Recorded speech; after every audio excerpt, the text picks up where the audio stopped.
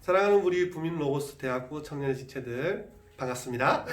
오늘은 소요리 문답 두 번째 시간에 대해서 함께 강의하며 나누려고 합니다. 특별히 고난주간에 잘 보내고 계신지 모르겠습니다. 저녁마다 고난주간 특별 기도회가 계속되고 있고, 특별히 이번에는 대학부 담당이신 거시곤 목사님께서 핸드북을 만들어 주셨지 않습니까? 매일매일 필사하시고 계시죠. 고난주간의 십자가의 묵상을 통해서 깊이 있는 은혜가 우리 모든 지체들에게 있기를 소망합니다.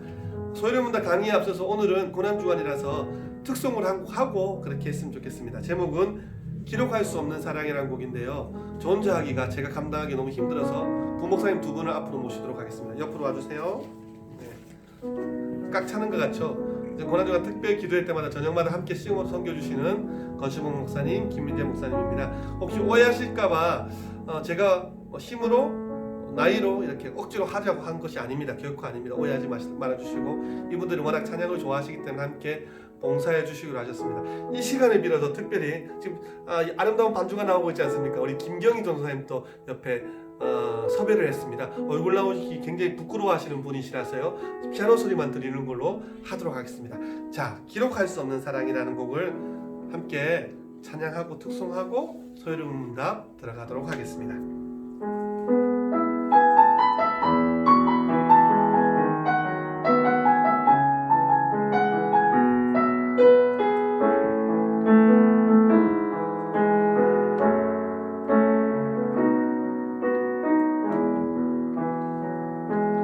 하늘을 두루마리 삼고 바다를 먹물 삼아도 그 크신 사랑 다 기록할 수 없네. 날 위해 독생자를 주신 하나님의 그 큰 사랑 다 기록할 수 없네. 하늘을 두루마리 삼고 바다를 먹물 삼아도 그 크신 사랑 다 기록할 수 없네. 날 위해 독생자를 주신 하나님의 그 큰 사랑 다 기록할 수 없네. 그 사랑 찬양해. 그 사랑 찬양해. 날 위해 십자가 달리신 주 예수, 그 사랑을 찬양해. 하늘을 두루마리 삼고 바다를 먹물 삼아도 날 향한 그 사랑 다 기록할 수 없네. 하늘을 두루마리 삼고 바다를 먹물 삼아도 날 향한 그 사랑 다 기록할 수 없네. 하늘을 두루마리 삼고 바다를 먹물 삼아도 날 향한 그 사랑 다 기록할 수 없네. 하늘을 두루마리 삼고 바다를 먹물 삼아도 날 향한 그 사랑 다 기록할 수 없네. 차렷 경례 짝짝짝짝짝짝짝짝짝짝짝 들어가 주십시오. 여러분들 가운데 찬양 가사대로 그 크신 하나님의 사랑, 우리 특별히 고난주간을 보내고 계시지 않습니까? 고난주간 가운데 십자가에서 나를 향하여 죽으신 그 크신 하나님의 사랑 가운데 풍성히 잠기시는 대학부 청년의 로고스 지체들 되기를 소망합니다. 간절히 바라는 것은 사실 저녁마다 여러분들 얼굴을 보고 싶습니다. 더욱 간절히 바라는 것은 주일날도 여러분 얼굴을 좀 보고 싶습니다. 이제는 자리에서 일어나셔야 될 때가 되지 않았습니까? 자, 우리가 먼저 그 전에 교리로 무장한 뒤에 자리에서 일어나도록 하겠습니다. 자, 오늘 지난주에 이어서 은혜의 수단에 대해서 하도록 하겠습니다. 지난주에는 우리가 말씀이 어떻게 유익이 되는지에 대해서 배웠습니다. 오늘은 중요한 성례에 대해서 하도록 하겠습니다. 이 성례는요 91문부터 소요리문답 91문부터 97문까지 되어 있습니다. 오늘은 시간이 얼마나 주어질지 모르겠지만 주어지는 시간에 따라서 한번 나가보도록 하겠습니다. 제가 미리 교환을 국민 로고스 톡방에 올려드렸습니다. 먼저 91문 잠시만요. 91문부터 한번 보도록 하겠습니다. 제가 먼저 물어보겠습니다. 성례의 시행이 어떻게 구원의 효과적인 수단이 되나요? 답을 하도록 하겠습니다. 성례가 구원의 효과적인 수단이 되는 것은 성례 자체의 덕으로서가 아니라 성례를 집례하는 자의 덕으로도 아니고 오직 그리스도의 축복과 주의 성령께서 일하심으로 말미암은 것입니다. 믿음으로 성례를 받은 자 안에서 은혜가 된다는 것입니다. 자, 성례는 뒤에 하겠지만요. 성찬과 세례를 말합니다. 성례가 어떻게 한번 볼까요? 이 성례가 어떻게 은혜가 될까요? 오늘 정확하게 말하고 있습니다. 성례 자체가 덕이 되는 것이 아니다. 성례 자체만으로 덕이 되는 것이 아니다. 그러면 성례를 집행하는 사람, 예를 들자면 성례를 집행하는 목사님들, 성례를 주관하는 자, 사람이 덕이 있냐? 이것도 아니다. 성례가 왜 은혜가 되냐? 성례가 왜 은혜의 수단이 되냐라는 것은 오직 그리스도의 축복과 1번, 2번 성령께서 일하신다는 것입니다. 자, 무슨 뜻이라면 우리가 이제 성찬식을 하지 않습니까? 성례는 세례와 성찬을 말하는데요. 세례식을 하고 성찬식을 하는데 이 성찬과 세례가 왜 덕이 되고 은혜가 되느냐? 이것은 성례를 집행하시는 목사님들, 성례를 집행하는 자가 거룩해서 성례를 집행하는 자가 은혜로워서 덕이 많아서 이것이 우리에게 그 덕이 흘러가는 것이 아니라 이 성례 자체가 은혜가 되는 것이 아니라 이 성례의 시작, 이 성례를 제정하신 분이 누구신지 오늘 본문의 그 교리에서는 그분이 바로 그리스도시다 라고 하신 겁니다. 자, 그리스도께서 이 성례를 통해서 내가 축복을 주고 싶다는 것입니다. 여러 가지 은혜의 수단, 여러 가지 축복의 수단이 있는데 예수님께서 제정하신 중요한 두 가지가 바로 이 성찬과 세례라는 것입니다. 자, 그러면 이런 질문을 할 수 있습니다. 목사님, 그러면 예수님께서 제정하신 것이 다른 것은 없나요? 이런 질문도 할 수 있지 않겠습니까? 여러분, 구약을 한번 돌아보십시오. 하나님께서 제정하신 것이 있습니다. 물론 하나님, 예수님, 성령님, 우리는 삼위일체를 주장하지 않습니까? 그래서요, 예수님, 하나님, 성령님께서 구약시대를 통해서 제정하신 법들도 있습니다. 무엇이 있습니까? 십계명,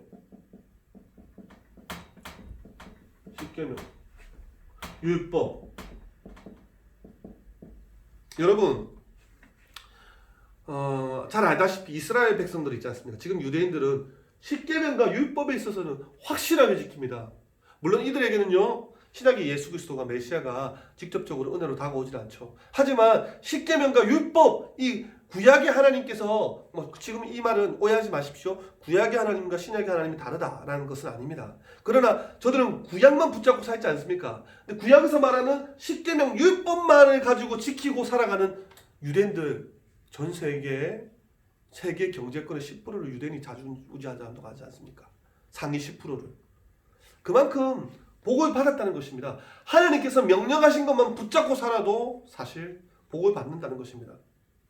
우리가 잘 알다시피 여호수아 1장에 나오는 말씀 중 여호수아에게 그렇게 얘기하지 않습니까? 가나안 땅에 입성하기 전에, 가나안 땅에 들어가기 전에 이제 가나안 땅에 수많은 가나안 민족들이 있습니다. 모세가 죽어버립니다. 이제 두렵습니다.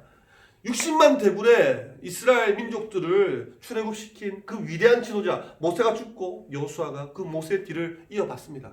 가나안 땅 전쟁에 앞서서 두렵습니다. 하나님 어떻게 할까요? 너무 두렵습니다. 내가 어떻게 해야겠습니까? 하나님께서 뭐라고 하십니까? 이 율법책을 내 입에서 떠나지 말게 하며 주야로 그것을 묵상하여 그 가운데 기록된 대로 다 지켜 행하라. 그리하면 내 길이 평탄하게 될 것이고 내가 형통하리라고 하지 않습니까? 예를 들자면요, 가나안 땅 입성을 앞둔 지금 이스라엘 백성들에게, 지도자에게, 자 이제 가나안 땅 가면 지금 흔히 말해서 네피림들, 그렇죠?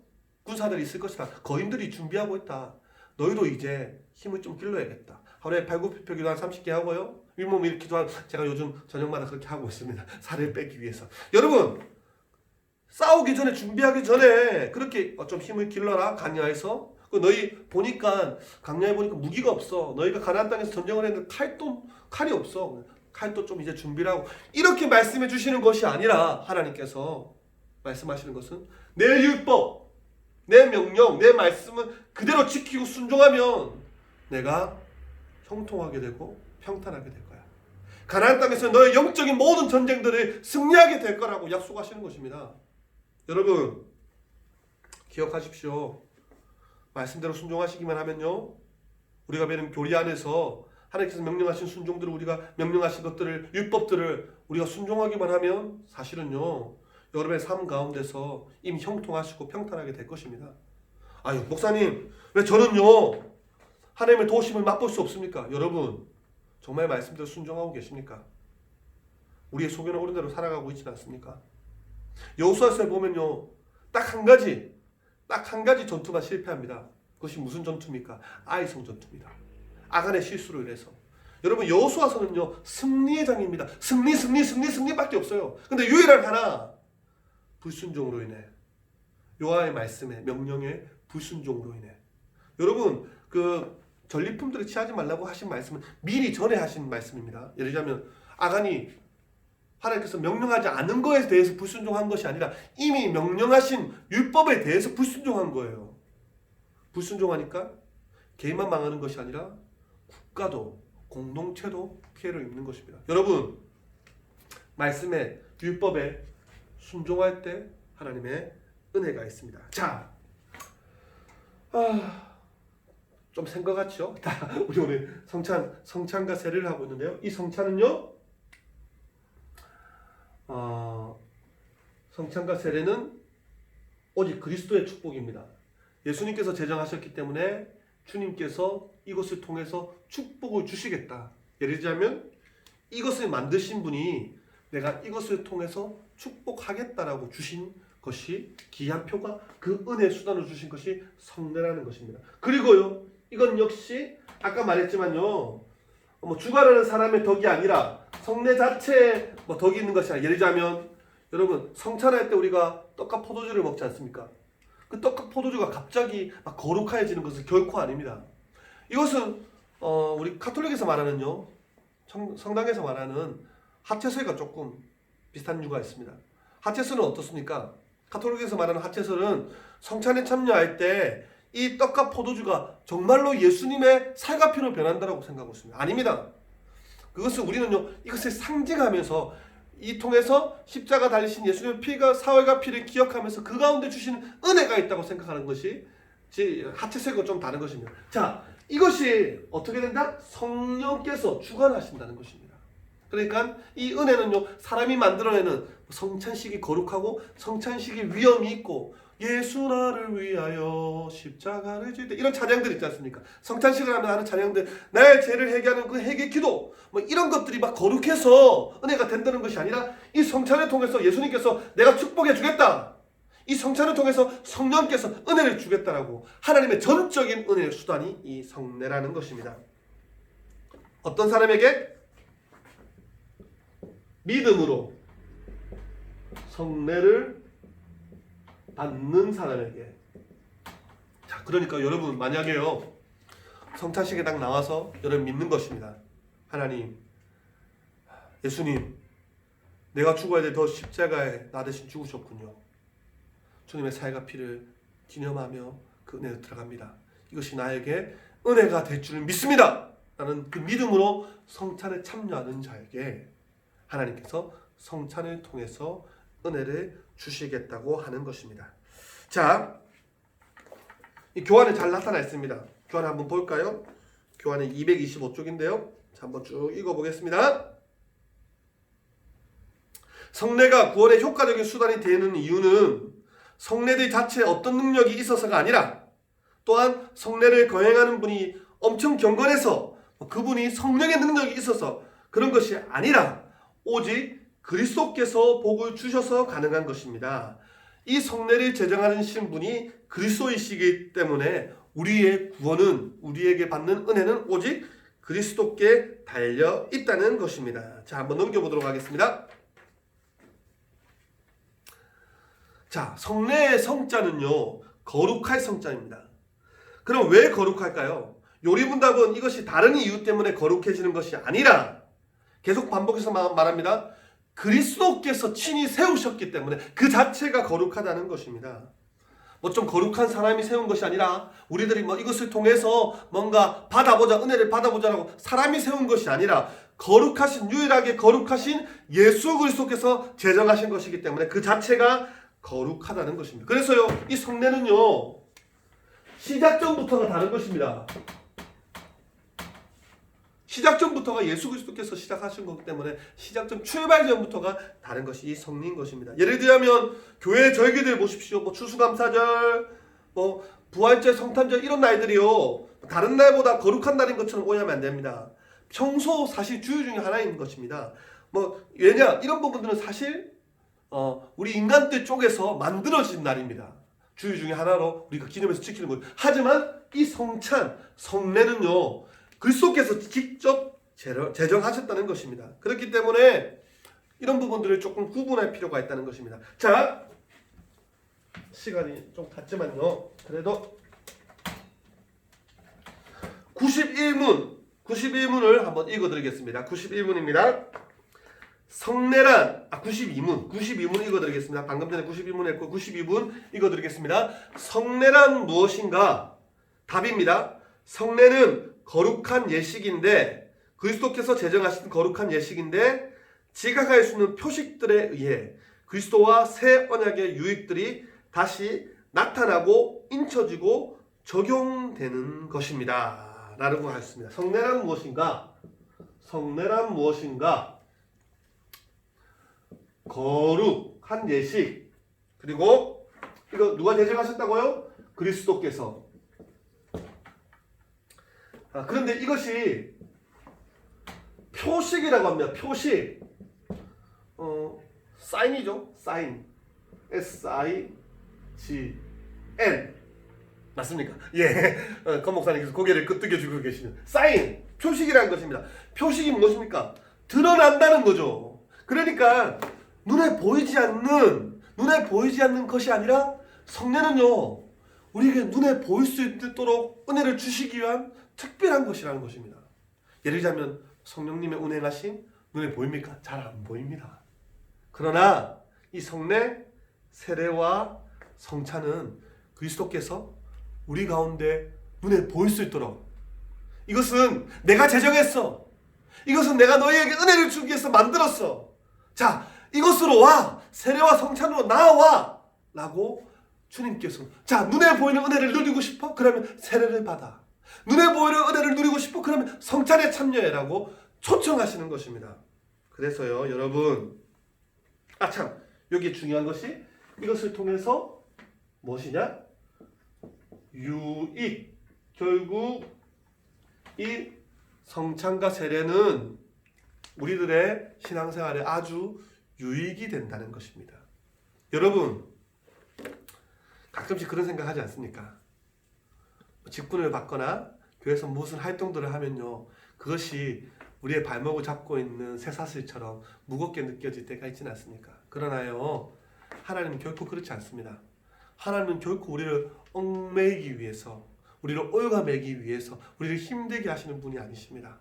하나님께서는 우리의 신앙생활, 우리의 믿음 생활을 통해서 우리에게 유익을 주시기 원하시는 분이시라는 것입니다. 그런데 눈에 보이는 유익, 눈에 체험할 수 있고 경험할 수 있는 유익을 주신 것이 바로 성례, 세례와 성찬이라는 것입니다. 자, 229쪽 제가 한번 읽어드리겠습니다. 결혼을 약속한 여자친구에게 프로포즈를 하면서 당신은 진정한 제 짝입니다라고 반지를 줄 때처럼 내적인 관계를 외적으로도 알 수 있게 표시하는 것. 예수님께서 얘들아 나의 은혜의 자리로 와. 자, 세례를 받고 성찬을 참여하면 이 은혜를 누릴 수 있어. 눈에 보이는 표시. 예를 들자면 반지를 준 것처럼 프로포즈를 할 때 당신을 사랑합니다. 내가 당신을 사랑하는 증표로 반지를 주겠습니다. 예수 그리스도께서 사랑하는 나의 백성들아, 나의 자녀들아, 부민 로고스 대학부 청년의 우리 지체들아, 내가 너희를 사랑한다. 그 은혜의 자리가 세례이며 성찬이다 라고 눈에 보이는 표식을 주신 것입니다. 자, 그 뒤에는 쭉 한번 보시면 되고요.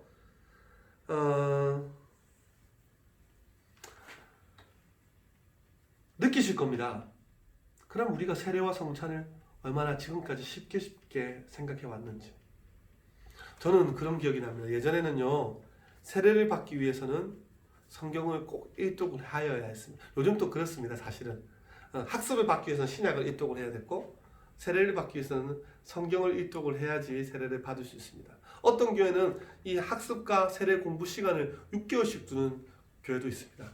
아주 오랫도록. 왜 그렇다면 그만큼 이 공부를 통해서 주시는 은혜도 있고 그만큼 이것을 좀 소중히 여기라고 그렇게 주시는 것입니다. 그렇게 해서 세례를 받은 사람만이 성찬, 그리스도의 살과 피에 참여할 수 있는 것입니다.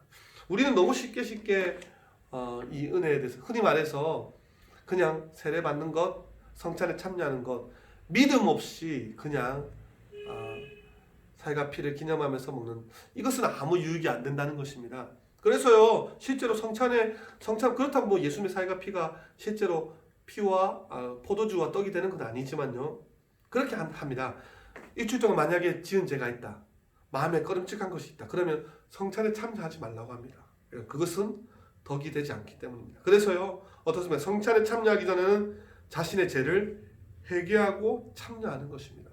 그것이 성찬에 참여하는 기본적인 자세입니다. 물론 성찬에 참여하기 전에 우리가 물론 매일매일 죄와 싸워서 이겨야 되겠지만요, 그 한 주는요 더 죄와 싸워서 자신을 정결하게 할 필요가 있습니다. 그리고 그리스도의 사회가 피에 함께 동참하는 것입니다. 세례는 어떤 의미가 있겠습니까? 세례는요, 이전의 삶은 죽고 다시 태어나는 것을 말합니다. 그렇게 말해서 이전 삶은 지나간 거듭나는 것을 세례는 말합니다. 우리가 알다시피 우리는 세례를 줄 때 우리 개혁주의에서는요, 머리에 물을 조금 이렇게 톡 떨어뜨리지 않습니까? 그러나 침례교에서는 각 교회들마다 침례를 받는 목욕탕이 다 있습니다. 그래서요, 그 물에 텀벙 완전히 잠겨버립니다. 물속에 완전히 잠기죠. 그리고 일어납니다. 물속에 잠긴다는 것은 무엇입니까? 죽음을, 숨도 서지지 않고 죽음을 의미하는 겁니다. 그리고 다시 나온다는 것은 새롭게 태어난다는 것을 의미합니다. 세례는요, 나는 이제 그리스도 안에서 이전 삶은 버리겠습니다.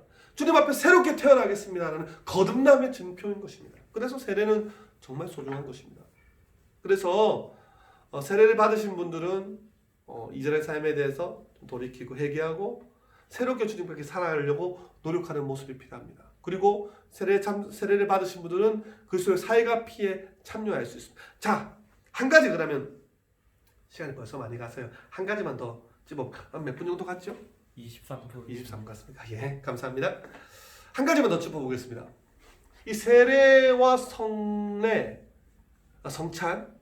성찬이 구원과 직접적인 관계가 있을까라는 고민을 해보게 됩니다. 세례를 받지 않으면 구원을 받지 못하는가? 천국에 갈 수 없는가? 꼭 그런 것은 아닙니다. 하지만 이 세례는요, 흔히 아까 말했지만 은혜를 경험하는 수단이 될 수 있습니다. 이 세례를 통해서 주님 앞에서 거듭남의 기쁨을 누릴 수 있습니다. 구원의 기쁨이죠. 그 구약의 첫 번째 세례의 모습이 나오는 것이 바로 홍해를 건널 때입니다. 출애굽할 당시 이스라엘 백성들이 홍해를 건너면서, 이것이 강야전에 있었던 홍해 안에서 있는 세례라고 신약에 그렇게 나오고 있습니다. 무엇입니까? 이전의 삶은 죽고 애굽에서의 삶은 이제 뒤로 하고 새롭게 태어나는 것을 의미하는 것입니다. 여러분, 아직 혹시 우리 로고스 지체들 중에 세례를 받지 못하신 분들은 꼭 세례를 받으셔야 됩니다. 세례를 통해서 우리가 교회 안에서 세례 교인으로서 또 할 수 있는, 뭐 여기는 나오지 않지만요, 헌법에는 세례 교인으로서 행할 수 있는 여러 가지 많은 권리들, 의무들도 나오고 있습니다. 그것과 별개로 세례를 통해서 하나님께서 우리에게 은혜를 주시고자 이것이 그리스도께서 제정하셨기 때문에 약속하셨다는 것입니다. 그리고 성찬을 통해서 그리스도의 살과 피, 내가 죽어야 될 십자가에 죽으신, 그래서 사실 이 고난주간에 성찬, 성례 중요한 의미가 담겨져 있습니다. 세례도 고난주간과 관련이 있습니다. 성찬도 고난주간과 관련이 있습니다. 왜 그렇습니까? 내가 달려 죽어야 할 십자가에 대신 죽으신 예수님, 나도 그 십자가에 이전 모습은 죽이고 새롭게 태어나겠습니다. 세례입니다. 그리고 나를 위해 죽으신 그 예수님의 살과 피를 내가 먹음으로써 나도 주님을 닮아 부활하는 신앙을 가지고 나아가겠습니다. 무엇입니까? 성찬입니다. 세례와 성찬이 이 부활주간에 꼭 필요한 것입니다. 사랑하는 부민 로고스 대학부 청년의 지체들, 세례와 성찬을 통해서 우리 하나님께서 여러분들에게 은혜를 주시고자 준비하고 있습니다. 여러분, 개혁교회에서는요, 매주 성찬하는 교회들이 있습니다. 그만큼 성찬을 소중히 여기는 것입니다. 매주일마다 예수님의 살과 피를 기념하면서 생각하며 그 은혜를 유익을 누리기 위하여 그렇게 합니다. 저희 교회는, 부민교회는 제가 알기로는 6월달, 12월달로 되어 있습니다. 앞으로도 어떻게 될지 모르겠지만 이것은 교회들의 사정에 따라 좀 다를 수가 있습니다. 여러분, 성찬에 참여하기 전에 예수님의 살과 피를 기념하며 이 성찬이 나에게 얼마나 큰 하나님의 영적인 유익을 주시는지 기대하고 사모하는 마음으로 그 은혜의 수단으로서의 이 성례, 오늘 두 번째 이 성례를 기억하시고 사모하시고 준비하시는 여러분들 되어지기를 소망합니다. 고난주간 계속되고 있습니다. 고난주간 특별기도회, 저녁기도회 꼭 참석해 주시고요. 어제도 우리 대학부 청년의 지체들이 나왔습니다.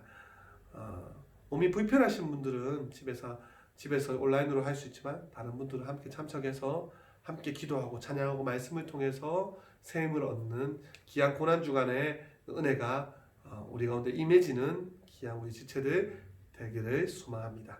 다음 주에 기도로, 아닙니다, 다음 주 성례가 좀 아직 많이 남았네요. 오늘 성례 한 2분 정도밖에 못했는데 다음 주에 마저 더 하도록 하겠습니다. 자, 이만 물러가도록 하겠습니다.